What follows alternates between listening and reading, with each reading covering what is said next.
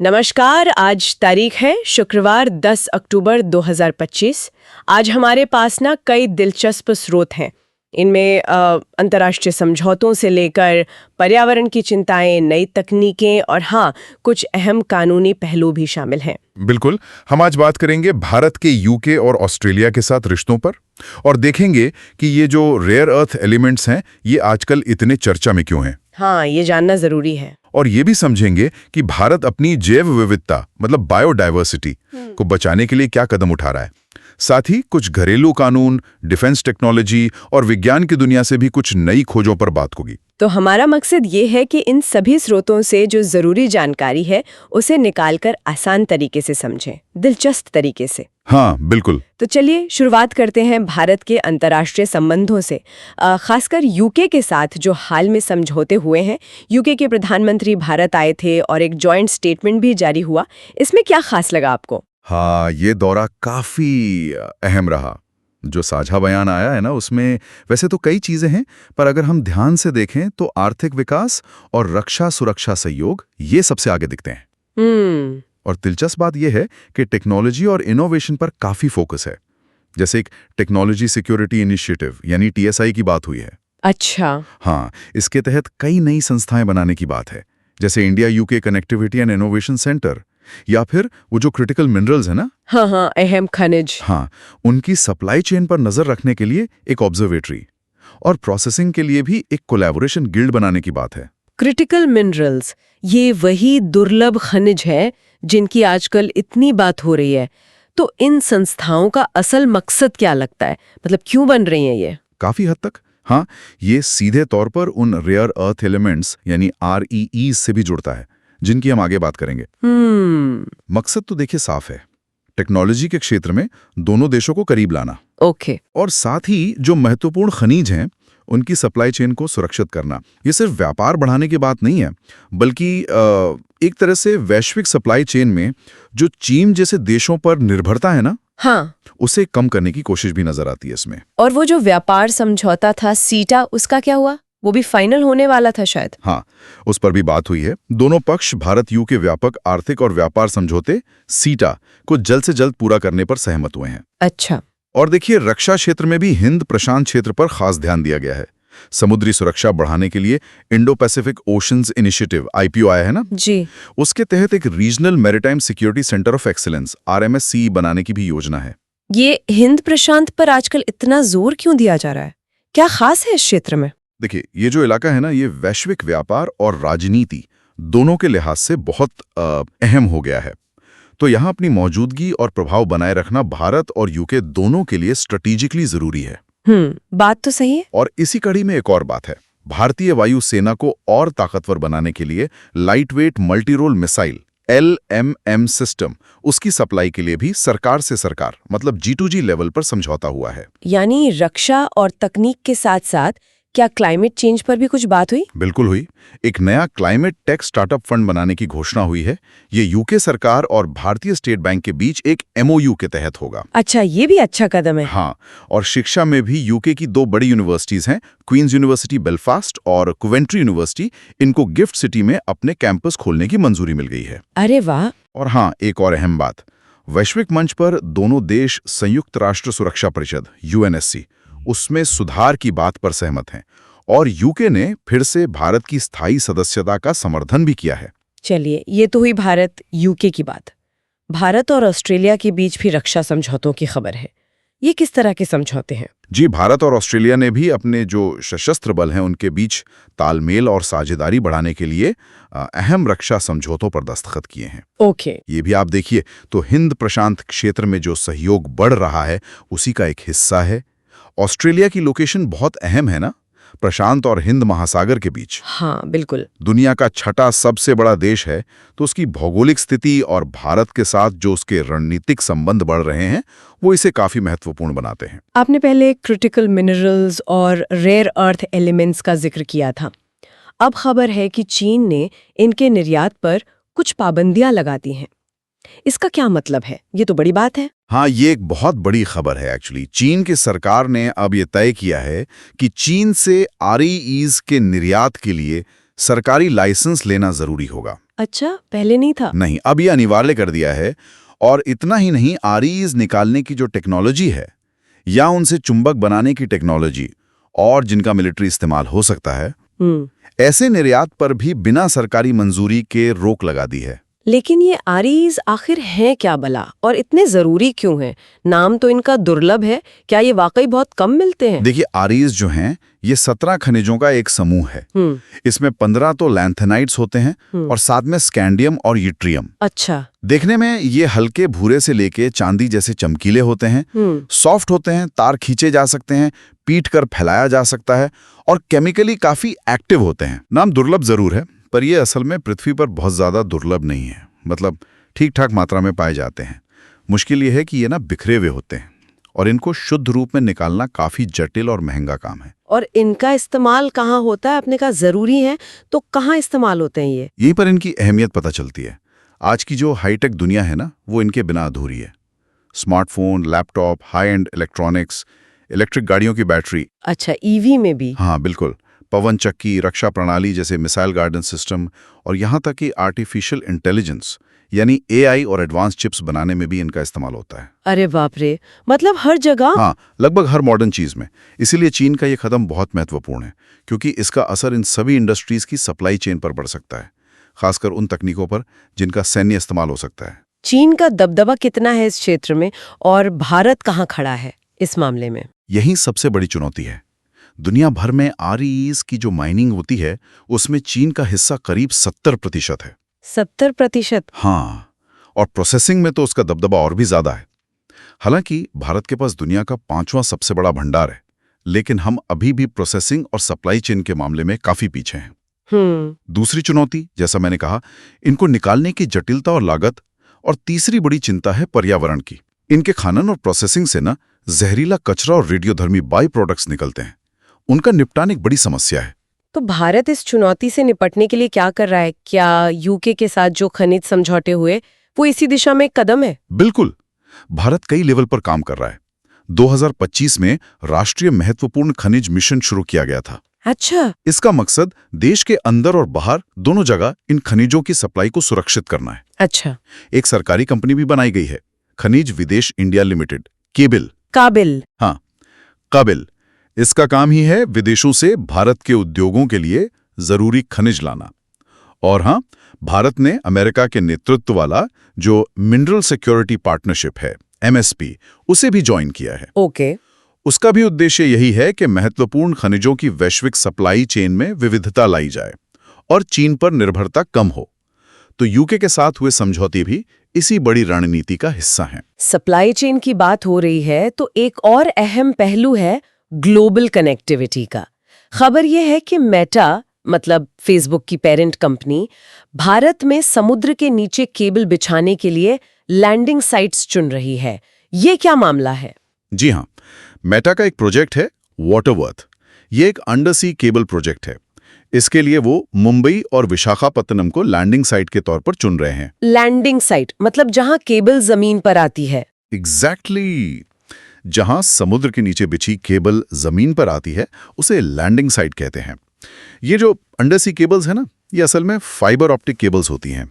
समंदर की तलहटी पर बिछाई जाती हैं। ये केबल्स इतनी जरूरी क्यों है? मुझे लगा था आजकल तो सब सैटेलाइट और वायरलेस से होता है। ये एक आम धारणा है, लेकिन सच्चाई ये है कि आज भी दुनिया का लगभग 90% डेटा इन्हीं अंडरसी केबल्स के जरिए ट्रांसफर होता है। 90%? हाँ, ये वैश्विक इंटरनेट की रीढ़ है, समझिए।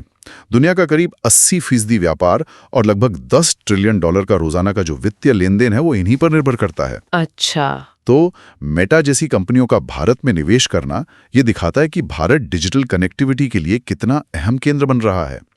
ये भी एक तरह की सप्लाई चेन है, डेटा की सप्लाई चेन। तो हमने देखा कि कैसे वैश्विक स्तर पर संसाधन, तकनीक और कनेक्टिविटी आपस में जुड़े हुए हैं।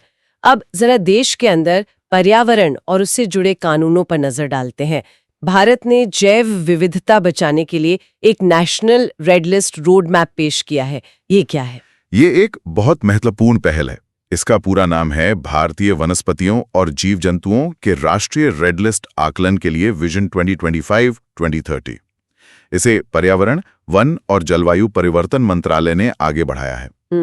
इसका लक्ष्य है कि भारत में जो पेड़ पौधे और जानवर पाए जाते हैं उनकी संरक्षण स्थिति का सही आकलन किया जाए।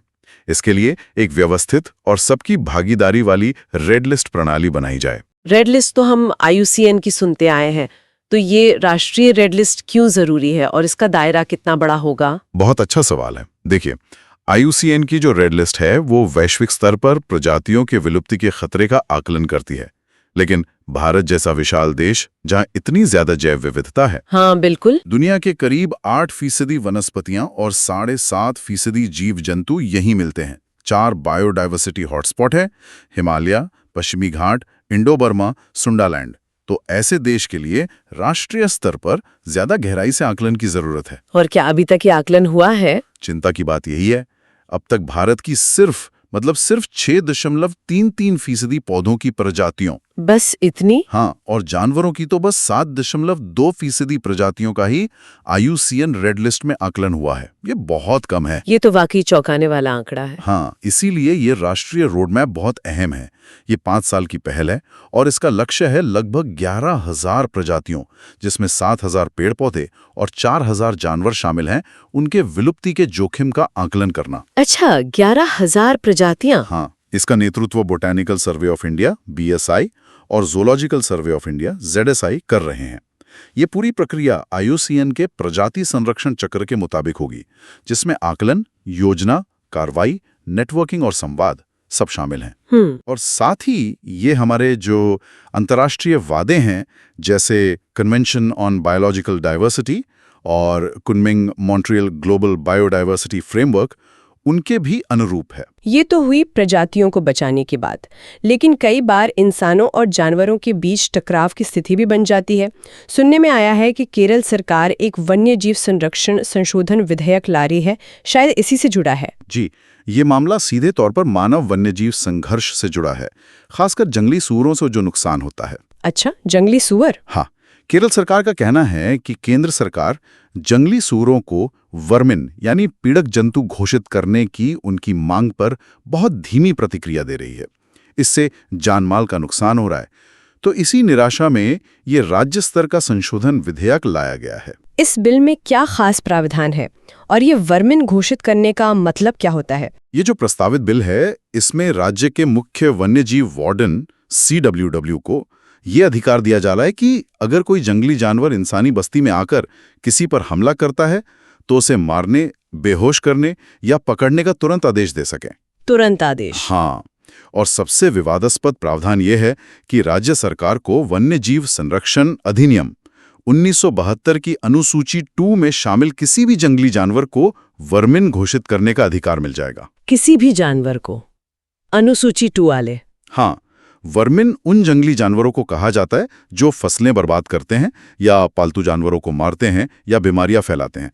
एक बार वर्मिन घोषित होने के बाद उन्हें मारना आसान हो जाता है और संरक्षण कानून उन पर लागू नहीं होते फिर। लेकिन मौजूदा केंद्रीय कानून क्या कहता है? क्या राज्य सरकार ऐसा कर सकती है अपनी मर्जी से? यहीं पर केंद्र और राज्य के बीच शक्तियों का टकराव दिखता है। मौजूदा जो वन्यजीव संरक्षण अधिनियम 1972 है, उसकी धारा 62 के तहत किसी जानवर को वर्मिन घोषित करने का अधिकार सिर्फ केंद्र सरकार के पास है। सिर्फ केंद्र के पास? हाँ, वो भी अनुसूची 1 और अनुसूची 2 के भाग 2 के जानवरों को छोड़कर। जंगली सूअर अनुसूची 2 में आता है। अब संविधान की 7वीं अनुसूची में वन और वन्यजीवों का संरक्षण ये समवर्ती सूची यानी कॉन्करेंट लिस्ट में है। मतलब दोनों कानून बना सकते हैं? हाँ, केंद्र और राज्य दोनों कानून बना सकते हैं, लेकिन अगर राज्य का कानून केंद्रीय कानून के खिलाफ जाता है तो वो तब तक मान्य नहीं होता जब तक उसे राष्ट्रपति की मंजूरी न मिल जाए। इसलिए ये विधेयक एक बड़ा कानूनी और संघीय सवाल खड़ा करता है। ये तो काफी पेचीदा मामला लग रहा है। पर्यावरण से ही जुड़ी एक और दिलचस्प खबर चिली के अटाकामा मरुस्थल से है। वहां कोई खास फूल मिला है, ऐसा क्या है उसमें? हाँ, ये काफी दिलचस्प स्टडी है। वैज्ञानिकों ने चिली का जो बेहद सूखा अटाकामा मरुस्थल है, दुनिया का सबसे सूखा रेगिस्तान है ना? हाँ बिल्कुल, वहीं पर एक फूल सिस्टैंथे लॉन्गिस्केपा, उसका अध्ययन किया है। स्थानीय लोग इसे पाटा डे गुआनाको कहते हैं। पाटा डे गुआनाको? हाँ, खास बात यह है कि ये एक वार्षिक जड़ी बूटी है। ये तभी उगती है जब बहुत कम और अनियमित बारिश होती है और उसी बारिश के बाद ये अपना पूरा जीवन चक्र अंकुरण से लेकर फूल खिलने तक पूरा कर लेती है। तो इसमें खास क्या हुआ? रेगिस्तान में तो पौधे उगते ही हैं जो कम पानी में रह लेते हैं। इसकी खासियत है इसका जिंदा रहने का तरीका। ये पौधा ना प्रकाश संश्लेषण के लिए एक बेहद कारगर प्रक्रिया का इस्तेमाल करता है। उसे क्रेसुलेशन एसिड मेटाबॉलिज्म या कैम कहते हैं। कैम, ये क्या होता है? इसमें पौधा रात में अपने स्टोमेटा यानी जो छोटे छेद होते हैं पत्तों पर, हाँ, रंध्र। हाँ, रंध्र, उन्हें खोलकर कार्बन डाइऑक्साइड सोखता है और उसे मैलिक एसिड के रूप में जमा कर लेता है। फिर दिन में जब गर्मी ज्यादा होती है और पानी बचाने के लिए रंध्र बंद होते हैं, तब ये जमा किया हुआ एसिड इस्तेमाल करके प्रकाश संश्लेषण करता है। अरे वाह, मतलब पानी बचाता है दिन में। बिल्कुल, इससे पानी का नुकसान बहुत कम होता है। तो ये समझना कि ये पौधा इतने कठिन माहौल में कैसे जिंदा रहता है, ये हमें जलवायु परिवर्तन के अनुकूलन को समझने में मदद कर सकता है। बहुत दिलचस्प। चलिए अब कुछ और अहम खबरों पर नजर डालते हैं। घरेलू मोर्चे पर सरोगेसी कानून को लेकर सुप्रीम कोर्ट की एक अहम टिप्पणी आई है। ये क्या है? जी, ये उन लोगों के लिए बड़ी राहत की बात है जो सरोगेसी के जरिए माता-पिता बनना चाहते थे और प्रक्रिया शुरू कर चुके थे। सुप्रीम कोर्ट ने कहा है कि सरोगेसी विनियमन अधिनियम 2021 में जो उम्र की सीमाएं तय की गई हैं, हाँ, वो पत्नी के लिए 23-50 साल और पति के लिए 26-55 साल वाली। हाँ, वही। कोर्ट ने कहा है कि ये सीमाएं उन दंपतियों पर पूर्वव्यापी रूप से, मतलब रेट्रोस्पेक्टिवली, यानी पीछे की तारीख से लागू नहीं होंगी, जिन्होंने कानून लागू होने, जो कि 25 जनवरी 2022 था, से पहले ही सरोगेसी प्रक्रिया शुरू कर दी थी। अच्छा, तो जिन्होंने पहले शुरू कर दिया था उन पे असर नहीं पड़ेगा? नहीं पड़ेगा। और ये छूट उन मामलों पर भी लागू होगी जहां कानून लागू होने से पहले भ्रूण एम्ब्रियोज बनाकर फ्रीज किए जा चुके थे। कोर्ट ने इसे मौलिक अधिकारों से भी जोड़ा है क्या? हाँ, ये बहुत महत्वपूर्ण बात कही कोर्ट ने। कोर्ट ने माना कि प्रजनन संबंधी विकल्प चुनने का जो अधिकार है, जिसमें सरोगेसी भी शामिल है, वो संविधान के अनुच्छेद 21 के तहत जो व्यक्तिगत स्वतंत्रता और निजता का अधिकार दिया गया है, उसी का एक हिस्सा है।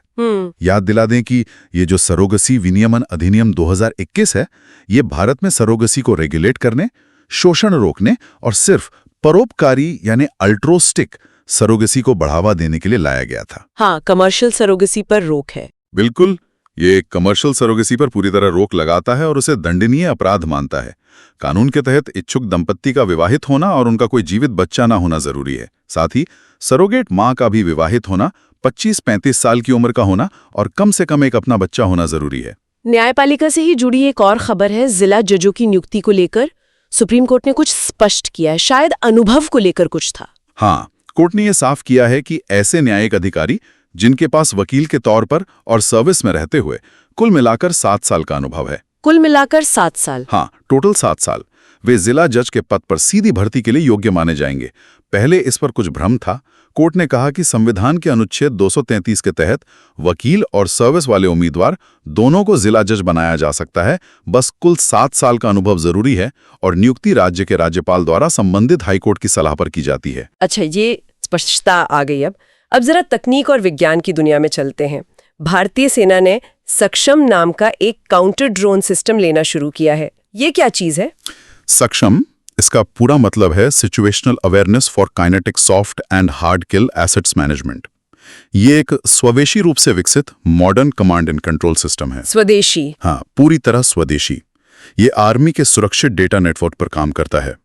इसका काम है दुश्मन के ड्रोन और मानव रहित हवाई सिस्टम UAS का रियल टाइम में पता लगाना, उन्हें ट्रैक करना और फिर उन्हें निष्क्रिय करना। निष्क्रिय कैसे? दोनों तरीकों से, चाहे सॉफ्ट किल से, मतलब जैमिंग वगैरह करके, या फिर हार्ड किल से, मतलब सीधे मार गिराना। अच्छा, दोनों ऑप्शन है। जी, ये जमीन से करीब 3000 मीटर यानी लगभग 10,000 फीट ऊंचाई तक का जो हवाई क्षेत्र होता है, जिसे टैक्टिकल बैटल स्पेस कहते हैं, उसकी पूरी सुरक्षा सुनिश्चित करने में मदद करेगा। इसे भारत इलेक्ट्रॉनिक्स लिमिटेड BEL के सहयोग से बनाया गया है। बहुत बढ़िया। और विज्ञान में एक रोग प्लैनेट यानी आवारा ग्रह की खोज हुई है। ये क्या होता है आवारा ग्रह? हाँ, ये वाकई अंतरिक्ष की एक अनोखी घटना है। खगोलविदों ने हाल ही में एक युवा रोग प्लैनेट खोजा है। रोग प्लैनेट यानी आवारा ग्रह ऐसा खगोलीय पिंड होता है जो किसी तारे की परिक्रमा नहीं करता। तारे की परिक्रमा नहीं करता? हाँ। तो फिर वो अपनी मूल ग्रह प्रणाली से किसी तरह बाहर निकल जाता है और अब तारों के बीच का जो खाली स्पेस है, इंटरस्टेलर स्पेस, उसमें आजादी से घूम रहा होता है। ऐसा क्यों होता है? ज्यादातर ये तब होता है जब कोई ग्रह प्रणाली बन रही होती है और उसमें काफी उथल-पुथल होती है। लेकिन ऐसा बाद में भी हो सकता है। इनकी स्टडी से हमें ग्रहों के बनने की प्रक्रिया और गैलेक्सी में पदार्थ का व्यवहार कैसा है, इसे समझने में मदद मिलती है। दिलचस्प है। अच्छा, शिक्षा की क्षेत्र से भी एक अपडेट है। Times Higher Education World University ranking 2026 आ गई है। भारत के लिए क्या स्थिति रही इस बार? हाँ, ये ranking Times Higher Education THE पत्रिका निकालती है। ये दुनिया भर की यूनिवर्सिटीज का मूल्यांकन करती है कई पैमानों पर, जैसे शिक्षण, शोध, ज्ञान हस्तांतरण और अंतर्राष्ट्रीय दृष्टिकोण। कुल 18 पैमाने हैं। तो 2026 की रैंकिंग में लगातार 10वें साल ऑक्सफोर्ड यूनिवर्सिटी दुनिया में टॉप पर है। 10 साल से ऑक्सफोर्ड? हाँ, और भारत की बात करें तो Indian institute of science IISc Bangalore देश में सबसे आगे है और इसने 201-250 वाले बैंड में अपनी जगह बनाए रखी है। बहुत अच्छे। और साहित्य का नोबेल पुरस्कार किसे मिला इस बार? 2025 का साहित्य का नोबेल पुरस्कार हंगरी के लेखक हैं लाज़्लो क्रास्नाहॉरकाय। हाँ, वो अपनी विशिष्ट शैली और गंभीर विषयों पर लिखने के लिए जाने जाते हैं। उनकी कुछ मशहूर किताबें हैं सैतान टांगो, द मेलनकॉली ऑफ रेजिस्टेंस और वॉर एंड वॉर। नोबेल पुरस्कार तो हम जानते ही हैं, अल्फ्रेड नोबेल की वसीयत के आधार पर 1901 से दिए जा रहे हैं और दुनिया के सबसे प्रतिष्ठित पुरस्कारों में से हैं ये। बिल्कुल। एक आखिरी अपडेट ले लेते हैं। वस्त्र उद्योग के लिए जो PLI योजना है उसमें कुछ बदलाव हुए हैं। जी, सरकार ने टेक्सटाइल सेक्टर के लिए जो चल रही प्रोडक्शन लिंक्ड इंसेंटिव योजना है, मतलब उत्पादन से जुड़ी प्रोत्साहन योजना, उसमें कुछ संशोधन किए हैं। क्या बदलाव है? इसमें योजना के तहत जो उत्पाद आते हैं उनका दायरा बढ़ाया गया है और निवेश व टर्नओवर की जो शर्तें थीं उन्हें थोड़ा आसान किया गया है। इस योजना का मकसद है मानव निर्मित फाइबर MMF से बने कपड़ों और टेक्निकल टेक्सटाइल्स का उत्पादन देश में बढ़ाना। ये योजना 2030 तक चलेगी। ठीक है, तो आज हमने कई अहम विषयों पर काफी गहराई से बात की। अंतर्राष्ट्रीय रिश्तों और संसाधन सुरक्षा की रणनीतियों से लेकर पर्यावरण संरक्षण की चुनौतियों और राष्ट्रीय रेड लिस्ट जैसी पहलों तक। हाँ, साथ ही घरेलू कानूनों की व्याख्या, नई रक्षा तकनीकें जैसे साक्षम और विज्ञान की खोजें भी शामिल रहीं। उम्मीद है कि इस बातचीत से इन जटिल विषयों के अलग-अलग पहलुओं और उनके आपसी जुड़ावों को समझने में मदद मिली होगी। हाँ, हमने कोशिश की कि सिर्फ सतही जानकारी ना दें, बल्कि उसके पीछे का संदर्भ और महत्व क्या है, उसे भी सामने रखा जाए। बिल्कुल। इस चर्चा का उद्देश्य यही था कि स्रोतों में दी गई जानकारी को एक व्यापक परिप्रेक्ष्य में प्रस्तुत किया जा सके। इन सभी खबरों को अगर एक साथ देखें तो एक बड़ा सवाल मन में आता है। देखिए, एक तरफ तो वैश्विक निर्भरता है, जैसे हमने रेयर अर्थ एलिमेंट्स के लिए चीन पर निर्भरता की बात की या डेटा के लिए अंडरसी केबल्स पर। दूसरी तरफ राष्ट्रीय सुरक्षा की जरूरतें हैं, जैसे रक्षा समझौते हो रहे हैं, सक्षम जैसी प्रणालियां आ रही हैं। सही बात है। और तीसरी तरफ पर्यावरण संरक्षण की चुनौतियां हैं, जैसे रेड लिस्ट का आकलन करना है, मानव वन्यजीव संघर्ष को संभालना है। तो सवाल ये उठता है कि इन तीनों, मतलब वैश्विक निर्भरता, राष्ट्रीय सुरक्षा और पर्यावरण संरक्षण, इनके बीच सही संतुलन कैसे बनाया जा सकता है? ये एक ऐसा सवाल है जिस पर आगे सोचने की जरूरत है। बहुत सही कहा आपने। ये वाकई एक विचार करने वाला प्रश्न है। खैर, आज के लिए बस इतना ही।